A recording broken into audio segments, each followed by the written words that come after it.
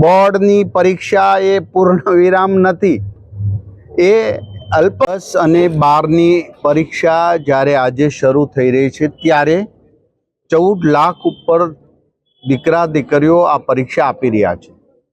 Parents, સ્કૂલના શિક્ષકો, આચાર્યશ્રી અને સરકાર તમામ લોકો એવું એટલે કે એવું અપેક્ષા રાખી રહ્યા કે આપણું બાળક હસતું, ખેલતું, કૂદતું પરીક્ષા આપે, તણાવ મુક્ત પરીક્ષા આપે।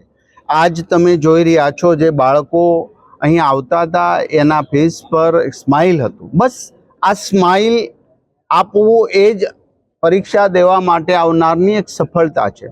ત્યારે આવનારા સમયમાં ગુજરાતમાં 10મા 12 ધોરણના વિદ્યાર્થીઓ માટે સરકારે નવી શિક્ષા પદ્ધતિ પણ અમલીકરણ કરીને કોઈ બાળકને કદાચ ખરાબ પેપર ગયું અથવા સારું પેપર ન ગયું હોય તો પણ એ 1 મહિના પછી એને તમામ પ્રકારનું બીજી જ વાર એને પ્રયત્ન કરવા માટેનું આપણે તક આપી રહ્યા।